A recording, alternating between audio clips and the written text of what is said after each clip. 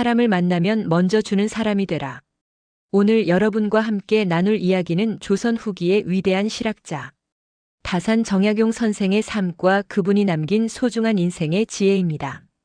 특히 사람을 만나면 먼저 주는 사람이 되라는 주제를 중심으로 다산의 가르침을 살펴보고자 합니다. 여러분은 누군가를 처음 만났을 때 어떤 생각을 하십니까? 혹시 저 사람이 나에게 무엇을 줄 수 있을까? 저 사람과 친해지면 내게 어떤 이득이 있을까? 라는 생각을 먼저 하지는 않으십니까? 우리는 때로 인간관계를 일종의 거래처럼 생각하곤 합니다. 하지만 다산 정약용 선생은 전혀 다른 관점을 제시합니다. 먼저 주는 사람, 먼저 베푸는 사람이 되라고 말씀하십니다. 다산 정약용은 1762년에 태어나 1836년까지 살았던 조선 후기의 대학자입니다.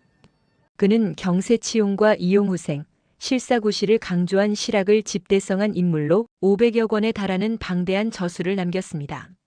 하지만 그의 삶은 결코 순탄하지 않았습니다.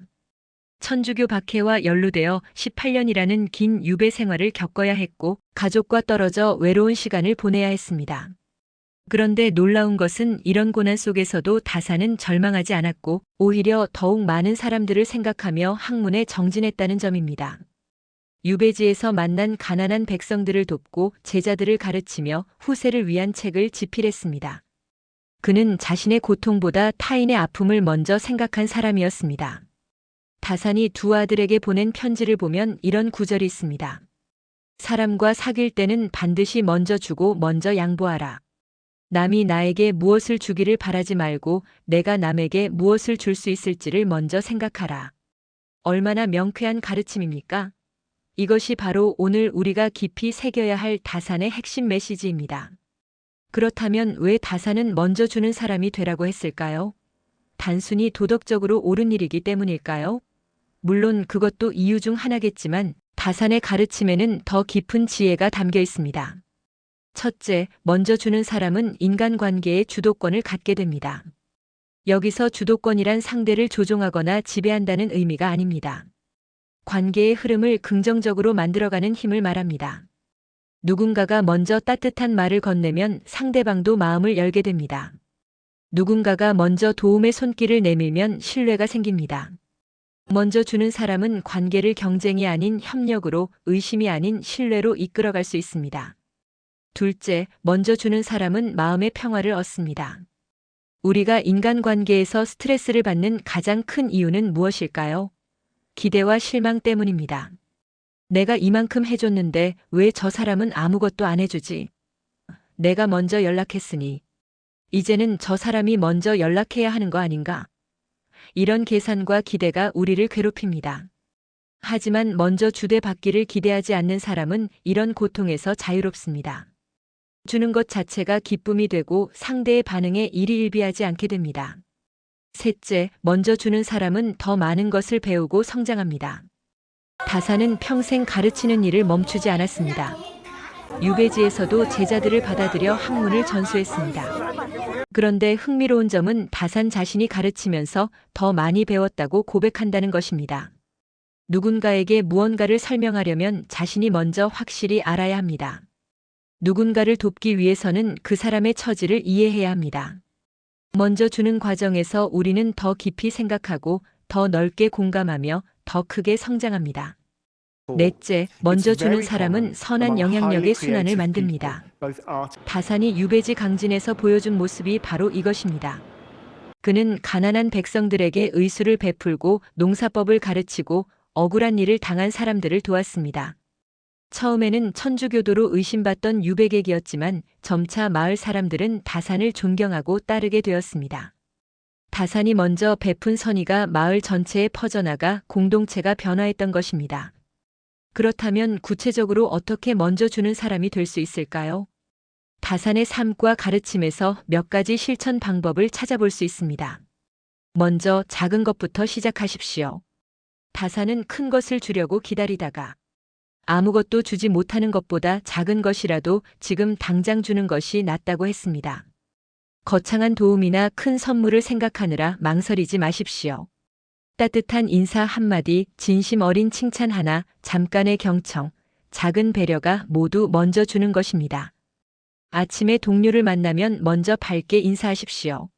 누군가 힘들어 보이면 먼저 괜찮아요? 라고 물어보십시오. 이런 작은 실천이 쌓여 큰 변화를 만듭니다. 둘째, 상대가 진정으로 필요로 하는 것을 주십시오. 다사는 실학자답게 실질적인 도움을 중시했습니다. 유배지에서 백성들이 질병으로 고통받는 것을 보고 의학서 마과회통을 집필했고 농민들의 어려움을 보고 농업기술을 연구했습니다. 내가 주고 싶은 것이 아니라 상대가 필요로 하는 것을 주는 것, 이것이 진정한 베풀입니다. 때로는 조언이 아니라 공감이 필요할 수 있고 물질적 도움이 아니라 시간과 관심이 필요할 수 있습니다. 상대를 관찰하고 경청하면서 진정한 필요를 파악하는 것이 중요합니다. 셋째, 조건 없이 주십시오. 다사는 덕을 베풀되 보답을 구하지 말라고 했습니다. 먼저 주되 받기를 기대하지 않을 때 그것이 진정한 베풀입니다. 만약 내가 이만큼 해줬으니 너도 이만큼 해줘야 해라는 마음으로 준다면 그것은 거래이지 베풀미 아닙니다. 물론 인간이기에 어느 정도의 기대를 완전히 없애기는 어렵습니다. 하지만 최소한 그 기대를 상대에게 강요하지 않고 보답이 없더라도 섭섭해하지 않는 마음을 기르는 것이 중요합니다. 넷째, 지혜롭게 주십시오.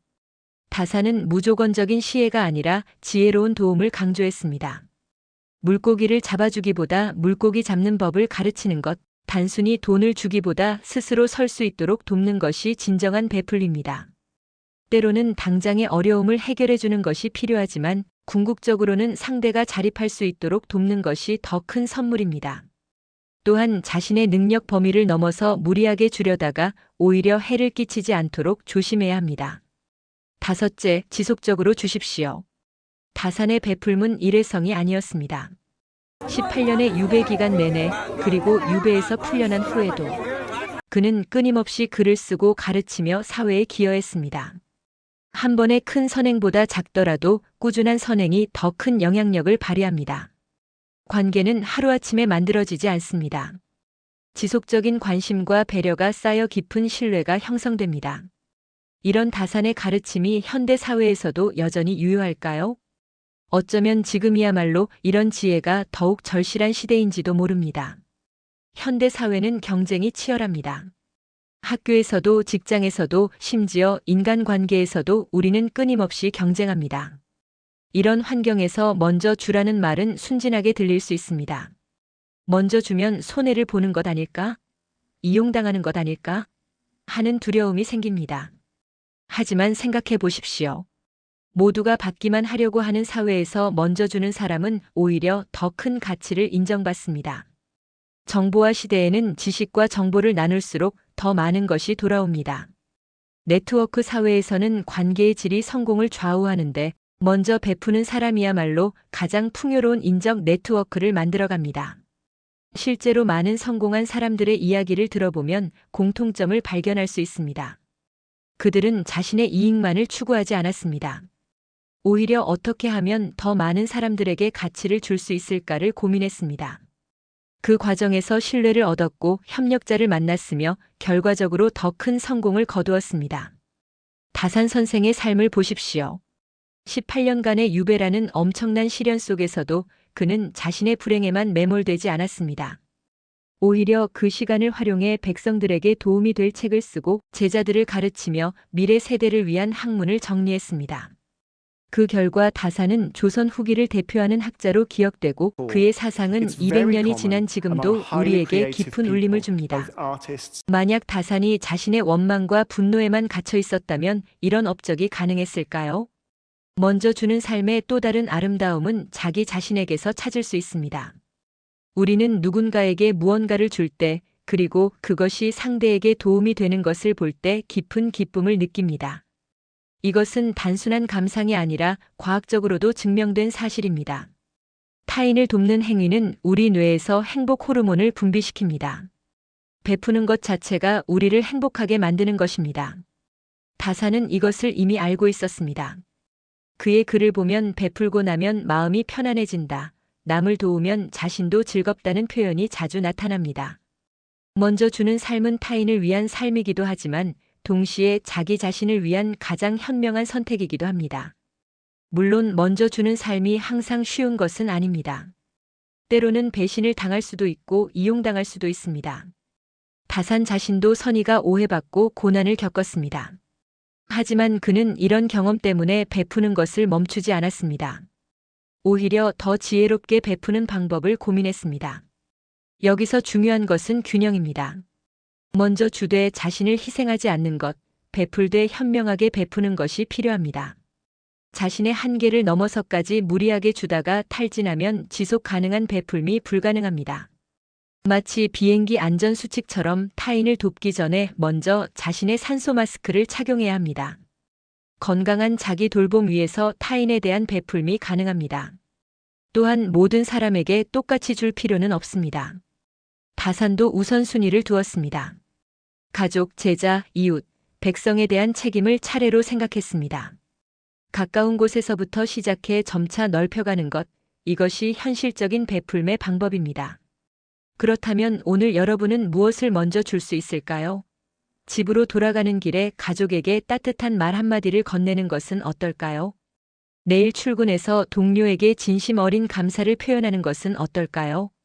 어려움을 겪고 있는 친구에게 먼저 연락해서 안부를 묻는 것은 어떨까요? 작은 실천이 큰 변화의 시작입니다. 다산 정약용 선생은 말씀하셨습니다.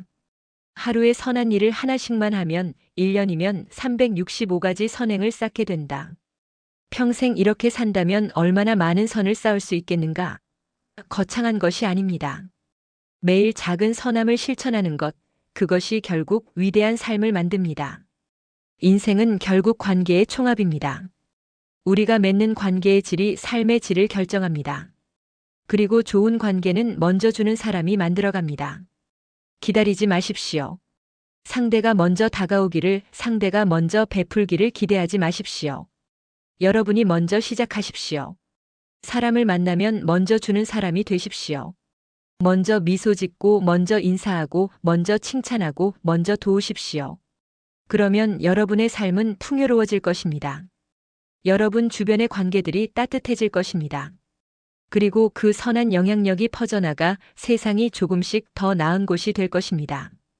다산 정약용 선생이 200년 전에 남긴 가르침은 오늘도 여전히 빛납니다. 먼저 주는 사람이 되라는 이 단순하지만 심오한 지혜를 가슴에 새기고 실천한다면 우리 모두는 더 행복하고 의미 있는 삶을 살 수 있을 것입니다. 여러분, 오늘부터 시작하십시오. 먼저 주는 사람, 먼저 베푸는 사람이 되십시오. 그것이 다산 선생이 우리에게 남긴 가장 소중한 유산이며 우리가 후세에 물려줄 수 있는 가장 아름다운 삶의 방식입니다. 감사합니다. 시청자님을 축복합니다. 구독과 좋아요 부탁드립니다.